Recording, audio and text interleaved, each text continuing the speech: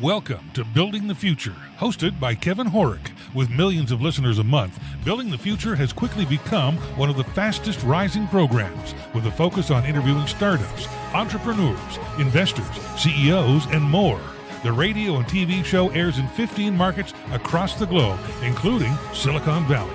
For full showtimes, past episodes, or to sponsor the show, please visit buildingthefutureshow.com.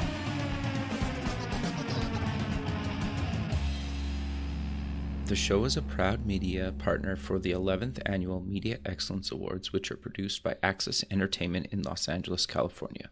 The Media Excellence Awards are recognized as the most influential awards show honoring innovation and leadership in all things mobile entertainment, lifestyle, and technology. For more information on how to submit to these awards, please visit MediaXAwards.com. Welcome back to the show. Today we have Kerry Liu. He's the founder and CEO of Rubikloud. Kerry, welcome to the show. Hi, Kevin. Great to be here. Yeah, I'm very excited to have you on the show. I think what you guys are doing selfishly is very, very fascinating to me, and I'm sure the listener as well. But maybe before we get into all that stuff, let's get to know you a little bit better and start off with where you grew up. Yeah, that's always important. Is who am I? I was born in Shanghai. Okay. But I moved here with my family. We immigrated to Vancouver when I was about 2.5, 3 years old. Very cool. And I spent most of my life in Vancouver. I moved to Toronto just under 10 years ago. Okay. And I kind of have a bit of an identity crisis because I love Toronto way more than I love Vancouver. Interesting. And it's hard to admit that. And I love it for a variety of reasons, not just because it's a great tech city and, I founded a company here and all that stuff. But So yeah, Shanghai born, raised in Vancouver. I actually started my career in the accounting and consulting world. So I spent about 4 years at PricewaterhouseCoopers. Sure. And the real reason for that is I wanted to learn the inside guts of businesses, but I also didn't have the courage to start a company either. So I didn't really know what to do. So I kind of spent some time there, learned tech, learned businesses inside from the inside out. And then I joined a startup called Strange Loop Networks, based in Vancouver, as a fairly early employee, and grew with them as we commercialized that product. It was a very, very complicated technology that basically would accelerate the download speed of a website into your browser. But it would do it in the line of traffic. So it was high risk, high reward type of technology. And I grew with that company to about 60 plus people. And then we were acquired in 2013. Wow. And shortly after that, I founded Rubikloud. Okay, so what is Rubikloud and how did you come up with the idea? Yeah, so Rubikloud, the initial thesis, which has evolved a lot over the years, but the initial thesis was a lot of these, it's actually interesting just because today, we saw Cloudera and Hortonworks merge in a $5.8 billion all-stock merger. And 5.5 years ago, those were the two hottest companies in the tech space right now. Sure. Big data was the single biggest kind of topic. MapR was hot. All these kind of open source database companies were hot. And the initial thesis was, well, as all this emerging big data technology, all this emerging cloud technology came out to the market, what are the real world applications for all of this? What are the industries and verticals that are going to be able to do things that they previously could not do? And the vertical that we picked at Rubikloud to look at that thesis was the large retail, the large retailers of the world. Retail is a $6 trillion market globally. And we felt that the retailers who were serving that market were the perfect the vertical to turn these big technologies that were happening, these big kind of technical waves that were happening into products and applications that could change their business. So that was the initial thesis of the business. Gotcha. It hasn't changed. We focus now way more on the application of the data, the application of the machine learning into real world use cases for retailers and real world products. But the initial thesis still remains the same. Interesting. So walk me through kind of exactly what you guys kind of do, because that's kind of a pretty good high level, but how do you guys actually put this into practice? Yeah, so I always like to explain to people, retail is one of those industries where it seems like it's really simple on the surface, but it's actually extremely complicated behind the scenes. So I mean, think about when you walk into a regular store. Let's use a random example of like a drugstore. You might walk in to get your, your toothpaste and fill your prescription and get your shampoo or whatever it may be. Well, that store, that brand will probably have 100,000 SKUs available at any point in time. They've got thousands of stores across the country. They've got a dozen or so distribution centers. They have contracts with every single one of those SKUs that they carry, all of those CPGs. And they have to decide months, weeks, and sometimes a year or more in advance how much to order, what to price it at, sure, how to promote it in New York versus California versus, DC. And more importantly, every single element of what happens in a retailer is kind of determined, right? If something is at the end cap, that's paid for. If something is on the front page of a flyer, that's paid for. If you get an offer as a loyalty customer, somebody paid for that. So there's literally an infinite number of permutations of how a retailer runs their business, and it's a perfect AI problem. So we've built products to solve the most inefficient parts of that retail business cycle, essentially. One is the kind of the whole back end supply chain and assortment. So questions around how much to order, what type of assortment I should be carrying, where I should order it from, and where I should potentially ship it to initially. The second bucket is the kind of pricing and promotion of those goods. Okay. So how do I price it? How do I promote it? How much do I ship to the individual store A versus store B? How often do I mark it down? How often do I replenish it? All of those things. Right. And then the third area is very, very individual member centric. So my view is if you have a brand, you have a loyalty membership, even if you don't have an official points-based loyalty membership. So when you market or interact with your customers on email, on SMS, on flyers, on the digital app, on the mobile app, on the e-commerce app, on any opportunity you have to put your brand in front of a customer, what is driving what you show them? The offers, the products, the content, the messaging, that all has to be relevant and all has to be valuable to that customer. So all three of those areas together basically form how you run a retailer. And our vision, our thesis is that a retailer needs to start adopting AI into their daily business operations because the competition right now is only AI in that entire space. Interesting. So it's kind of not like, should you do it? It's why haven't you done it yet? Yeah, interesting. So how do you work with retailers to actually kind of implement your software? Yeah, so this is where it's both complicated and kind of simple and exciting at the same time. So it's complicated because the data that we need to solve those three big problems, so supply chain, price and promotions, and then kind of membership and loyalty. So let's use those three big buckets. The data we need for that is usually buried in dozens of very bespoke databases that go back a decade or more. In some cases, it might be, in an old kind of database that doesn't even have support anymore. And in other cases, it might be a brand new modern system that you just put in, a year ago on e-commerce or something. So the hardest thing we have to do when we work with a retailer is extracting that data and turning it into a format that can be AI ready and cloud ready. We've productized that process. We have made it very simple for retailers to be able to send us that data in the secure cloud environment on any of the three cloud providers that they want us to run on, Microsoft, Google, and AWS. And we can even do it on premise if they want us to, as long as it's containerized. But we basically allow them to pipe in data into the Rubikloud platform very, very quickly. And we're not talking about small amounts of data. We're talking about hundreds of terabytes, usually half a dozen to a dozen databases. And we create that single data format that is machine learning AI ready. From there, we actually enable the actual machine learning products. And the good news here is once that's done, pretty much executing what we do is really easy because all these retailers already have systems in place that we just have to plug instructions into. So supply chains, how much to order, what assortment to carry, well, we can plug that into your supply chain system that you already have. Pricing and promotion, we can already plug that into your ERP and into your POS, into your in-store operation systems.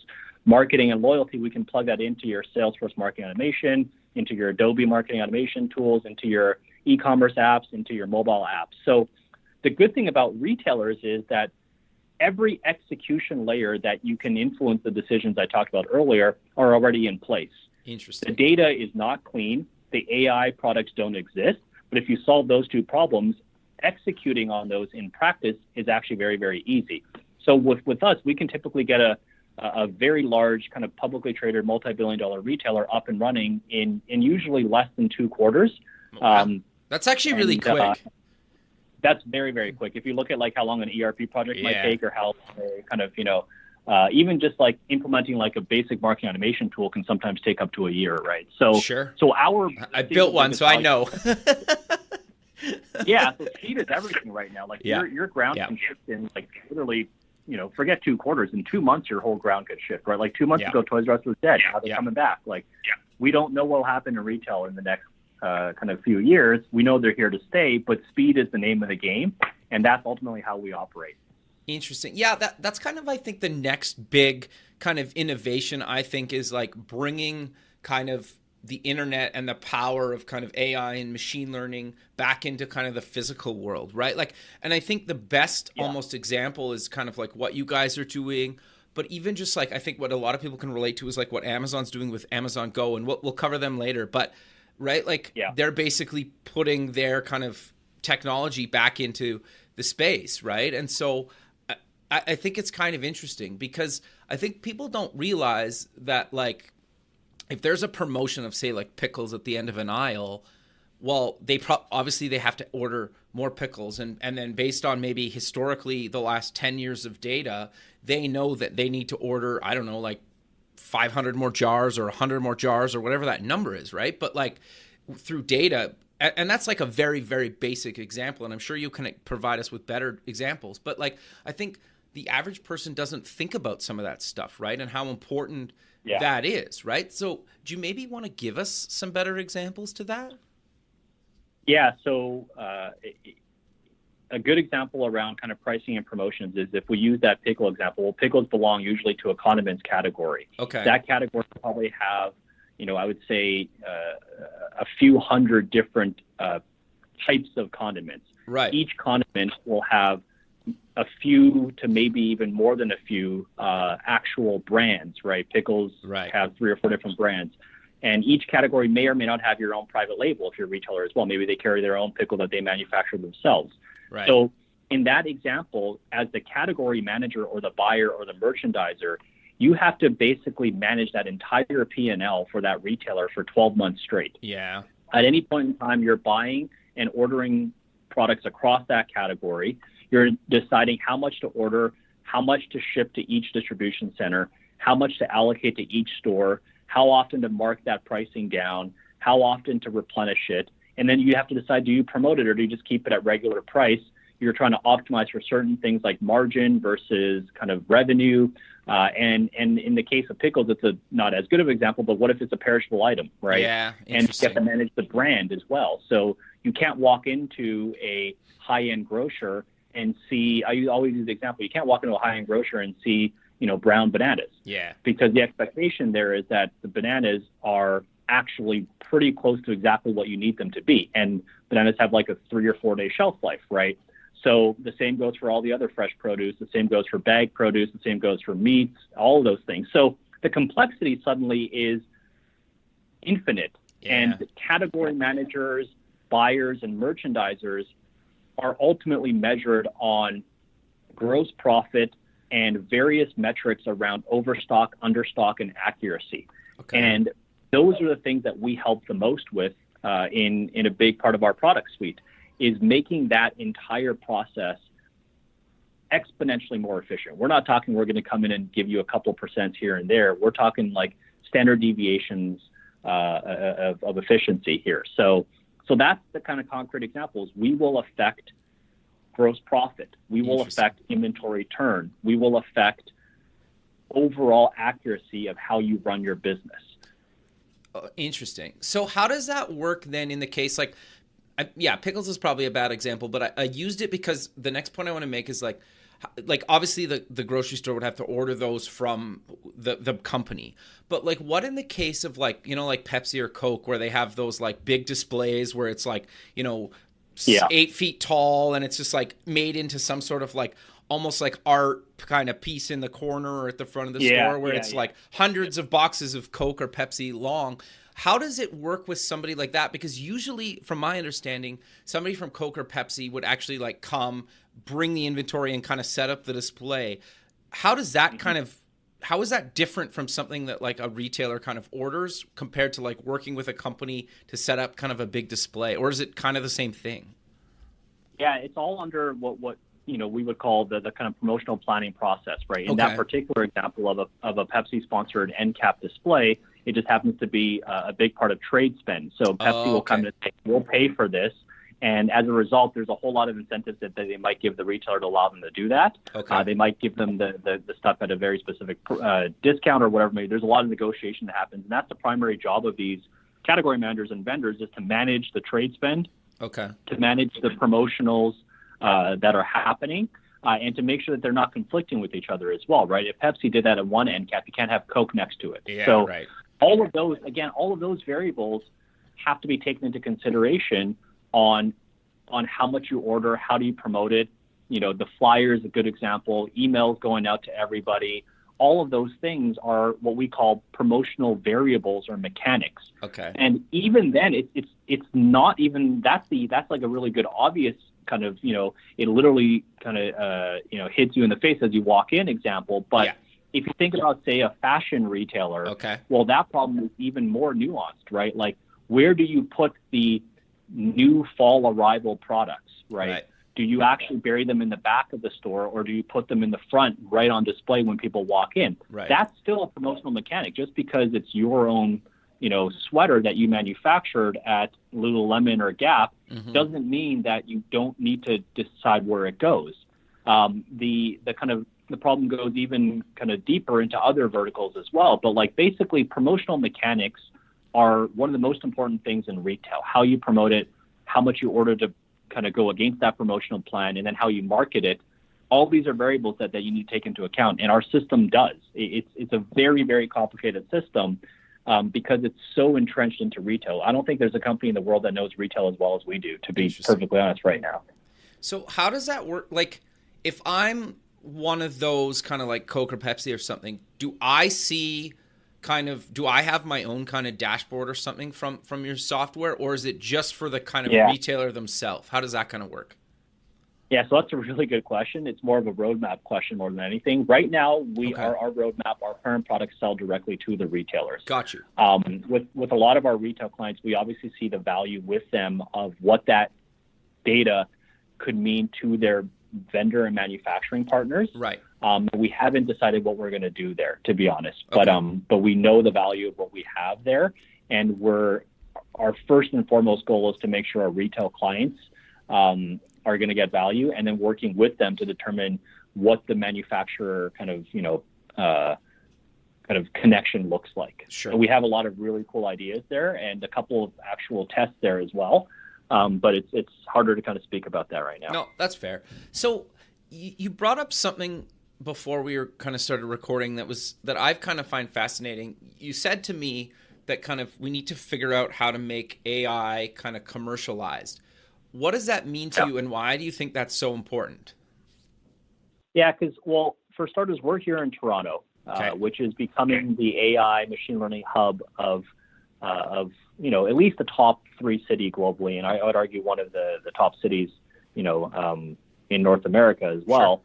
The top city in North America. And there's a lot of emphasis on, we did this with deep learning, it's great, but not enough emphasis on, well, what problem did you solve?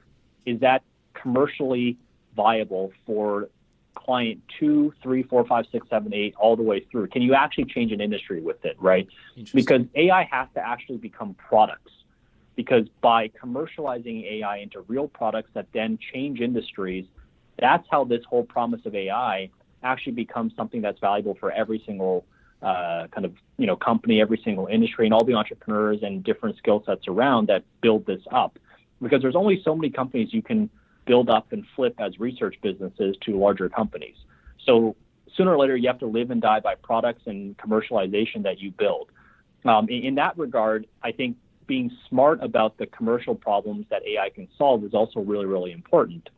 I was arguing with somebody a while ago where, they were saying, hey, there's this AI company that wants to that wants to kind of help you pick.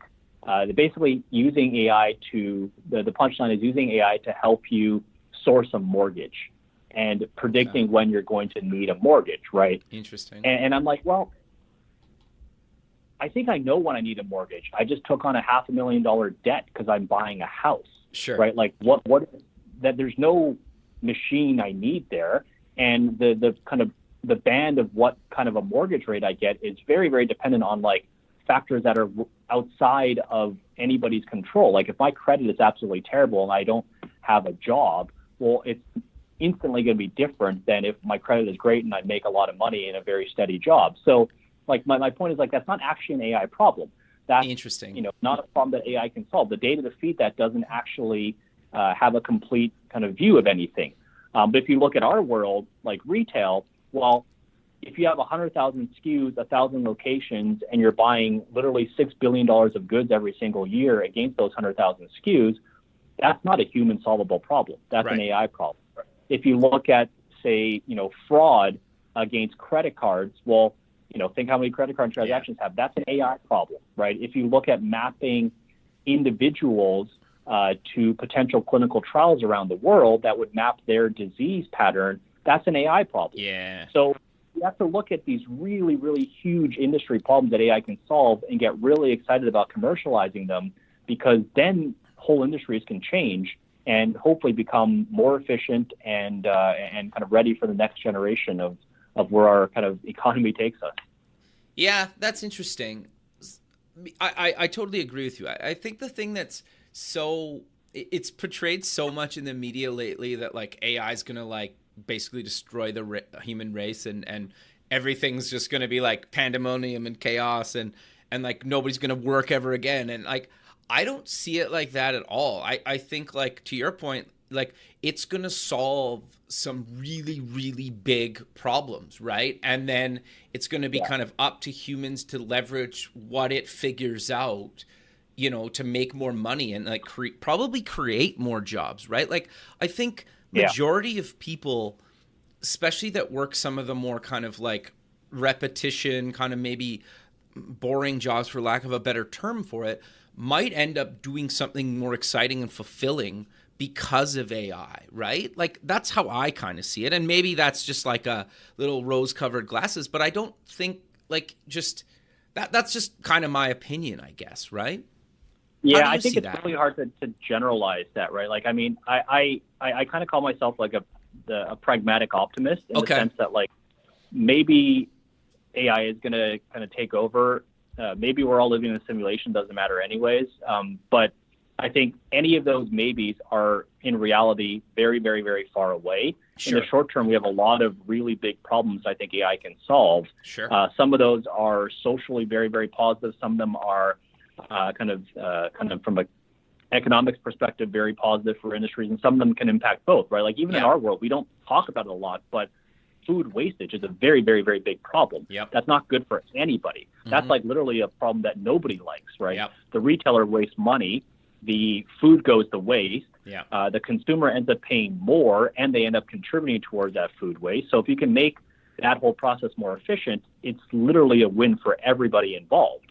Yep. So there's a lot of these problems, and my view is that you can't paint it with a broad brush, because if you look at our world, we don't have any users who are worried their jobs are going away. Right. Because the category manager, a buyer, a merchandiser, I was talking about earlier, they're worried about vendor negotiation. They're kind of negotiating Coke off of Pepsi. They're going to trade shows to check out the latest drink that they want to potentially focus on. They don't want to come in every day and get into the minutia of 300 promotions happening and 300 orders they have to place. And right now they're just not. They're kind of ignoring a lot of that and just letting kind of the historical patterns dictate what they want to do in the future. But these are highly specialized professional jobs that are going to be made more efficient with what we do. But it's really hard to make that same argument with, say, a truck driver. right? Okay, Or yeah. or kind of somebody who probably, if AI does take over in the form factor, in this case of a autonomous driving vehicle, Yeah. it is a lot harder to make that argument. So I don't like painting with a broad brush. I know Sure. in our world, it's not something we worry about, Okay. but there are other industries where it certainly would be. Interesting. Thanks for listening to Building the Future. This show is heard by more than 1 million people monthly in over 15 markets worldwide, including Silicon Valley. Kevin Horick's guests are leading business owners, successful entrepreneurs, and merchandisers worldwide. Now, your brand has an opportunity to tap into this dedicated and active group of business people who are looking for places to invest and the right opportunities to support. Find out how you can get involved at buildingthefutureshow.com.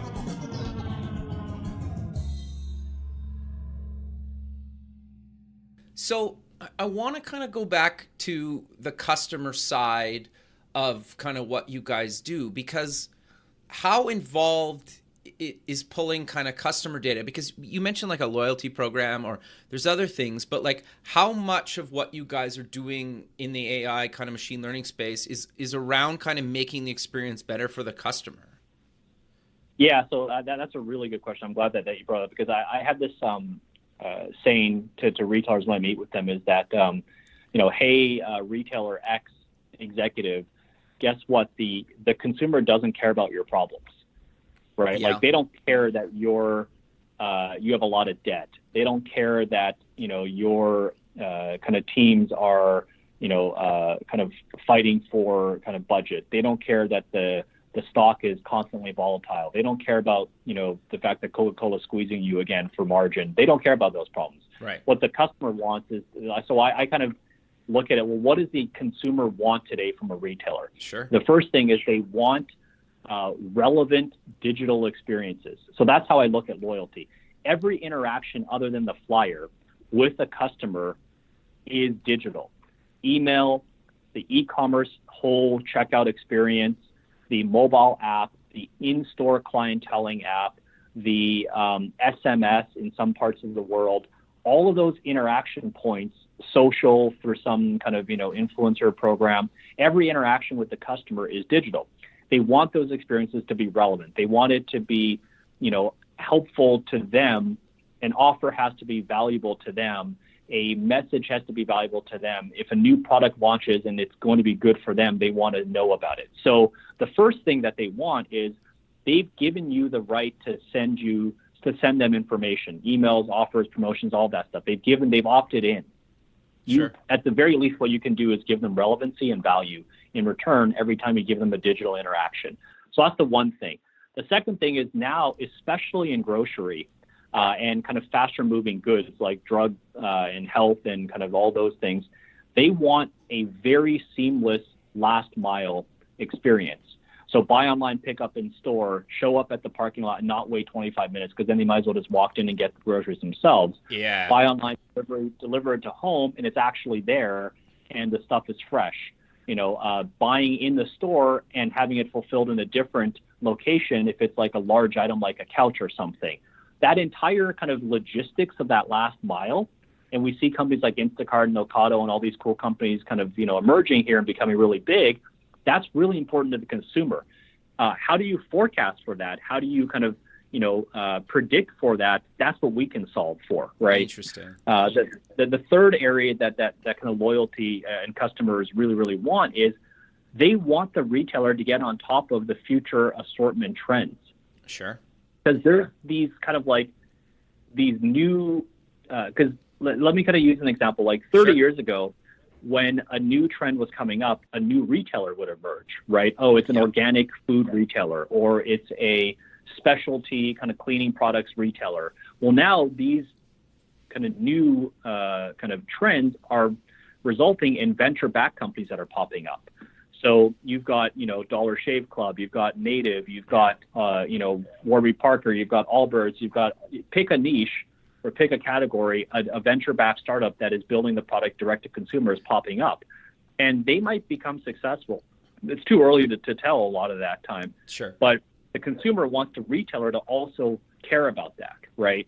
So in Canada, Loblaws has done a very good job of getting ahead of this whole kind of kind of clean eating with kind of healthy, organic, kind of antibiotic-free world with their kind of blue private label menu, because they've anticipated the consumer cares about that, right? So when I show up at a retailer now and every single deodorant is not antibiotic or chemical free, well, suddenly I'm going, well, the retailer doesn't really get me, because this is clearly a category that I care about, right? Or I show up and there isn't a plant-based, meat isn't even a consideration. Well, we can debate whether plant-based meat is good or not all day long, but the consumer cares about it. So assortment has to be relevant to the consumer. Mm-hmm. So all of those things, in our view, are part of loyalty. They're part of that kind of customer expectation. And going back to my first comment, if you screw it up, the customer doesn't forgive you anymore. They don't care. They're just going to go to a retailer who's gotten it right. Yeah, it's interesting because I guess, and you can tell me how crazy of an idea this is or isn't, or how far we aren't away from it. But like, I'll give you like a selfish example of something that I would love in two scenarios. I'm celiac, just so like that, and that means I can't eat like wheat, right? And it's not by choice. Mm-hmm. It's like I miss a lot of things. But if my local grocery store, and I had to say opt in, and I would, because I love that convenience of giving away some sort of personal data to have a better kind of experience. If my local grocery store basically said, here's all the gluten-free items that you can get, or here's new items that you got, and they either text that to me or popped it up in a notification in the loyalty app, or emailed, or all those things, or some sort of way, and maybe they automatically deliver it or whatever, it doesn't really matter. But just something as simple as being able to recommend current or new products related to my kind of choice in lifestyle, whether it's kind of mandatory or not, is something that I think is kind of much needed. And it would probably creep some people out, but I think a lot of people would love that convenience, especially when it's like a dietary kind of restriction, right? Or if you're on a strict diet, or maybe you just want to only eat organic or vegan or whatever, right? I think how far do you think that actually is away from kind of being a reality? I think that the technology is there. Sure. The, not just with us, but with, other companies as well. The machine learning, AI, the data cleaning, the kind of architecture in the cloud to make that possible is there. We've proven it with our clients. Okay. It's a perfect problem for a lot of the unsupervised reinforcement learning out there. I think that the challenge right now is the prioritization of something like that within the retailer. It gets lost amongst all the other priorities that they're dealing with. So depending on the retailer, they may or may not care about the problem you just kind of, the example you just used, which is a great example, because I kind of described it as like every single person has a passive relationship with their retailers, and they want it to become relevant when it is active, which is when they're thinking about shopping, right? And it's not just like this discretionary world where I'm going to go buy new clothing because I want to buy new clothing. It's we need to eat, we need to bathe, we need to live our lives, and retailers provide all the goods for us to do that. So that passive relationship, when you give them data through loyalty kind of mechanisms, needs to be turned into something proactive that you can get value out of. Yeah. And I think every customer wants that.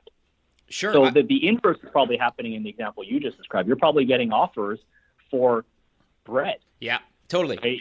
And that's kind of silly. That doesn't make any sense. I think we're all, in a way, trying to go back to this world where we have that relationship with our neighborhood retailer. Yeah. But we know that that's not actually possible now because the world is moving in a different direction, but we still want that same relationship. We want that same familiarity. Sure. And to be honest, in the work that we've done and also in the research that gets published on this topic, the customer will pay more for it. Yeah. Right? Yeah. They will, in many cases, pay more for it. That's ultimately Amazon Prime's kind of big selling point, is the convenience and the ability to kind of understand you more. Sure. That's why they're putting devices in everybody's home. That's all that. So we will pay for that convenience. But in other cases, it might also be predicting that, hey, you are a consumer that's very, very budget conscious on, all of your purchases. And if I start sending you all these super high-end products, that's also not very appropriate as well, right? And if there's a very specific, product that I know you buy a lot of that I think you could stock up on, and I know you're budget conscious, giving you that promotion just adds to your loyalty to me as well. So that, again, there's got to be a value exchange there between you and the retailer. And if that value exchange can't happen manually, which is how it's currently being done, it has to happen through machine learning and AI. Sure. Well, and I think the other thing that selfishly I'd want too is like even just like a clothing retailer. Like if I shop at one store and I buy, I don't know, like shirts and pants from, right? And every 6 months I on average buy a new pair of jeans and two new shirts, for example, right? Like, why wouldn't you automatically tell me, hey, jeans are on sale and we have some new shirts that based on your historical data have similar kind of pattern or style that you like have a look and maybe we'll give you 10% off or something, right? And we'll just ship it to you. Like that to me seems like such a simple thing that just kind of in keeping with how to actually maybe build simple AI things into kind of traditional businesses. I'm just kind of shocked that more and more companies haven't like hired you guys to kind of solve this for them, right? Because they seem so simple. Yeah, so we're obviously in a growth stage mode. Sure. So we're trying to commercialize this as much as we can to as many retailers as we can, and we're seeing a shift though, right? I think a couple things have happened in the last 3 years. I would say that 3 years ago at Rubikloud, a lot of people we talked to would say, "Oh, well, it's going to be 100% e-commerce." And all these small to medium business retailers are going to be they're going to grow exponentially. That hasn't really happened, right? Okay. Like all these SMB retailers, you mentioned Jet.com earlier, all these kind of online only retailers, a lot of them have been acquired or gone out of business or been rolled up into private equity. Yeah. Because like the thing that people forgot about that one thing is that one comment is that it's very, very, very expensive to build a brand. Yeah. Everybody in North America knows Walgreens. Yeah. That has heard about Walgreens or CVS. Well, and they or trust Kroger, them. And they trust them, right? How many people have heard of the online grocer that just popped up 3 months ago that's spending $1 million a month on AdWords right now, right? Fair. So, and in Canada, every single Canadian has heard of Loblaws. Yeah. Every single Canadian has heard of Shoppers Drug Mart. So that brand is 100 years old. Yeah. You can't just recreate that with money. It takes time to build that brand. And the second thing that hasn't happened is the store didn't die. Yeah. The store has evolved, right? So I always use the example of, well, what the hell is omnichannel? Because if I am at my office and I place an order for groceries to be delivered to my house tonight, and halfway through the day I decide I'm going to pick it up on my way home, I drive in, pop open my trunk, and I put and the groceries get put into the trunk, and I decide, oh crap, I need 4 or 5 other items. I walk into the store and I buy them. Well, was that an online purchase or an offline purchase, right? Yeah. Like, and the real answer is who cares? All Yeah. I cared about was convenience, to have choice, to have whatever mechanism and channel available to me, right? So I think the store didn't die. It just became different. It got repurposed. And if we want to go further and using the Amazon Go experience, well, nobody wants to wait in line to check out anymore. My very first job was at Safeway as a cashier. And we had a rule back then: if more than 2 people were waiting, you had to call for backup. Okay. And everybody in Safeway was trained on being a cashier. It didn't matter if you were in the deli or if you were the store manager. You knew how to run the POS machines. Interesting. So, nobody wants to wait to check out at a retailer. That's literally the worst experience ever. You're sitting there going, my life is rotting away as I wait to check out right now. Like, that's how I feel when I'm sitting there. So the store experience has to be seamless, very, very convenient. But at the same time, there's no reason now when I walk into a store that I shouldn't be able to find information about the products digitally, right? So electronic price tags, digital displays. If I'm talking to a store associate at a clothing company or like a home renovation company or like a home goods company or whatever, there's no reason they shouldn't be able to pull up my information, my loyalty program, and know, oh, hey, you're in the middle of a kitchen remodel, and actually have that information on hand, right? So the store experience has to become more digital, more relevant, more kind of informative, so that when we go to the store, it's genuinely better than just sitting at home on my couch. So the store isn't dying. That's the second thing. And my other main point, the store is just changing. Yeah. And retailers have to catch up with all of this. And they have to do it really, really, really, really quickly. Yeah, it's interesting because you're right. Because if I'm at like a clothing store and I'm trying on a shirt, for example, and they don't have my size in the color I want or something, like the person helping me should literally just be able to say like, okay, no problem, we'll just ship it to you. And it shows up a few days later. Exactly. Like, why doesn't that happen, right? Exactly. That problem is technically solved, by the way. So our lead investor in the last round was Intel. They have technology that can solve that problem for you. They can tag clothing. They can tag items with RFIDs so that the store associates sitting there as you try on the shirt and ask them if they have a different size can literally pull up a tablet and go, yes, we've got 2 in our back room, 4 in the store, down the street, and 10 in the distribution center. And in this, I guess, example, they would just go to the back room and get it. But if they didn't, they would help you connect to your checkout, and you could buy it online and check it out through there. So, like the tech exists already. It's just not enough retailers are adopting it fast enough, right? It's always that experience where you're at a shoe store and you ask the associate, do you have this in like a size 10? And they kind of stare at you blindly. They go back into the inventory room, and it's kind of like they just got lost for 10 minutes, and they came back like, I don't know what's going on back there. Yeah, right. It's like, well, that doesn't need to happen anymore. That problem has been solved. You just have to adopt it now. So I'm curious, though, how do you guys kind of price this stuff then? Because in some ways, you could have a bunch of different pricing models. Yeah. So fundamentally, we are a software as a service business. Okay. And I don't just mean that in that there's a monthly fee, right? I mean that in like the first principle sense. We manage the whole thing on your behalf. Okay. You don't have to buy hardware. When we make a change, we're continuously pushing it to the whole product, right? Like the old way of like, I bought a piece of software from IBM and in 5 years I get an upgrade. Yeah. Well, that's really, really silly, right? Like we're pushing upgrades every 2 to 4 weeks, wow. Right? Yeah. So the first principles of software as a service will apply to us. So it is a kind of SaaS offering, but at the same time, we're not a downloadable widget. Right. Right. There's an implementation process. It's going to take 1 to 2 quarters to get up and running. We need to train your users on it. It's a highly kind of specialized product. So it's a monthly model, but it's not going to be, it scales with the size of the retailer's business. Let's just put it that way. Okay. It's going to be, obviously, if you're a $100 billion retailer, it's going to be, significantly more than if you're a $500 million retailer, because the data volume, the transaction volume, the number of users, all of those things are going to be much greater. Yeah. And there's just the computing power you need to crunch all that data, right? Yeah. Interesting. Exactly. Yeah. Okay. So I'm curious though, we've talked about it kind of throughout the show about kind of the future of kind of retail, but like, what else do you guys kind of see that could potentially happen down the road or in the kind of near future?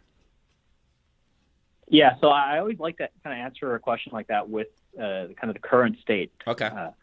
So in North America and in Western Europe, if we just use those 2 markets, right? Sure. So Canada, US, and kind of the Western European countries, there is about $8 trillion of retail spending every single year. Wow. That doesn't include restaurants or, you buying a car or kind of travel or whatever. These are like physical items, right, that you need to kind of, to be a human being, basically.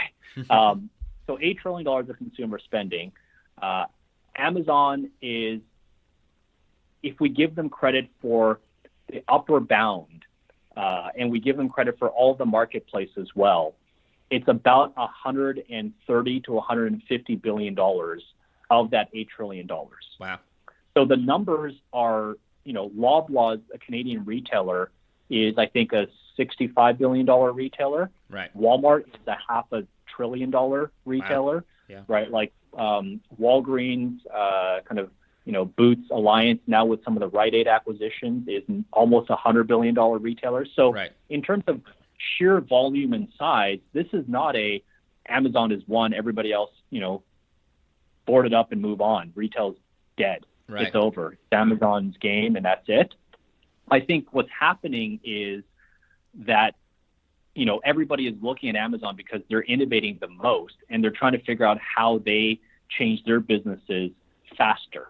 So what I see happening to the future of retail is these really big kind of retailers, these kind of multi-generational retailers, these large publicly traded kind of, cross-category, cross-geographical retailers fighting back harder than they've ever fought back and investing in big parts of their business, from technology, machine learning, AI, whatever you want to call it, for real business problems, which is hopefully where we play. Investing into the in-store experiences, which is where a lot of companies are trying to play right now. Investing into upskilling their workforce, not just kind of the store associate, but the corporate workforce, the analytics workforce, the kind of people running the day-to-day businesses. And in many cases, kind of cleaning up the kind of financing of their business, right? Like realizing that the debt load that they've taken on in many cases has kind of crushed them, and not restructuring debt or doing whatever they need to. But I don't think anybody genuinely believes that we're going to live in a world where it's just Amazon and nobody else. It's $8 trillion of spending. So to us, the future of retail is still 1,000 or so players, but the winners and losers might look different. Interesting. And how you win is going to be determined by how quickly you can change. Sure. That's ultimately, if I could bet on one thing, I would bet on any retailer right now that's implementing things and being decisive in a very, very quick way. Yeah, that's interesting, actually. Yeah, you're right, because I never really thought retail would go away. It'll change, right? Like, and I think the perfect example is something as simple as, like, if you need medicine for your kids at like 2 a.m., right? Like, Amazon's not going to get it to you by 2:30 in a.m. It's just not going to happen, right? Like, you physically need to get in your car and drive down the road to some drugstore that's open 24 hours, right? Like, unless they start building those. But like, I just think, to your point, like, it's just going to change a bit, right? And some of the stores might get a bit smaller, some might get a bit bigger, some of them might have, where you go pick it up, some of them will have to deliver more often. It's just going to change, right? It's interesting. Yeah. And even going to that example, like, even if Amazon can deliver at 2 a.m., you really don't care whether you get it from Amazon or CVS or Walgreens, right? Your kid is sick at 2 a.m. You just want the medicine as quickly as humanly possible. So I think that it's not, people aren't in love with Amazon. People are in love with the convenience of Amazon. Yeah. And if you can offer the same convenience, then they'll go to you. Yeah. No, it's interesting because I was reading an article about a guy that was like, doing a review about Prime, and he was literally saying, like, he will literally just order more stuff, and he spent way more money just on like useless stuff. Well, it's not useless, but stuff he doesn't need, because he has a Prime account. He's like, oh, I'll just get that, right? And it just shows up a few days later. So, but like, if Walgreens or somebody or who else had something like that, people would order more from them too, right? And like, you could leverage your software to make that happen for other companies.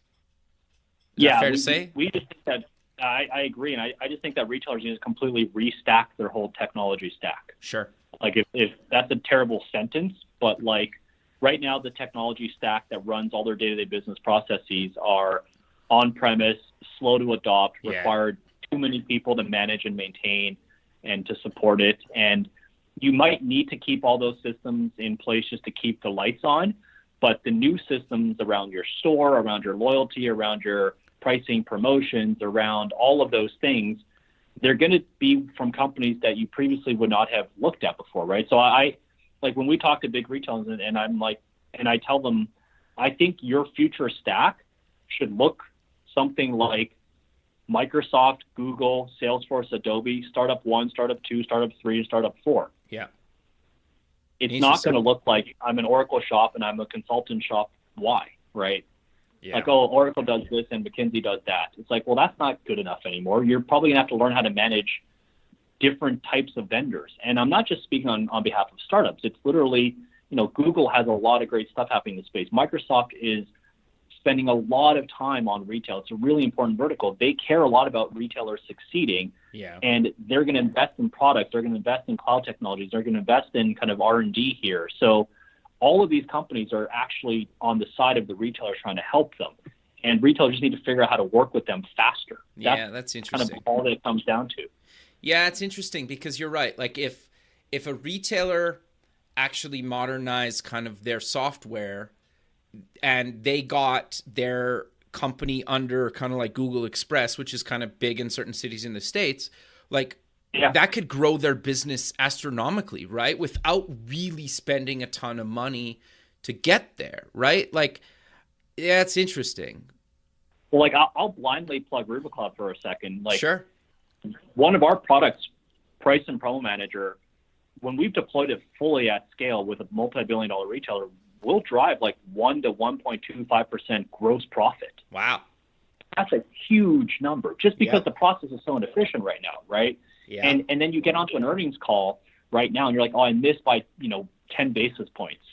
And then your stock gets dumped, right? Yeah. So 1% is huge in the retail world when you're operating on like 8% gross profit margins or whatever low percentage, depending on the category you're in. So, Google Express or any of those kind of last mile fulfillment companies will move profit numbers for you. Yep. Moving massive infrastructure workloads to the cloud on Azure will literally save you hundreds of millions of dollars over the course of 5 to 10 years, right? Yep. Like these aren't small things. These aren't widgets. These are fundamental shifts in how you look at technology that will save your business and help you grow in many cases too. So if you're a retailer, you gotta adopt it faster. That's honestly the only message I think matters. Yeah. Well, and to your point, like a little while ago, that you're basically pushing new updates every 2 to 4 weeks. Like, sure, they might not be like, sometimes it might be bug fixes, sometimes it might be like a small feature, but like that's how fast things are changing. Like and I hate to use this example, but I think it really kind of hits home to people. It's like,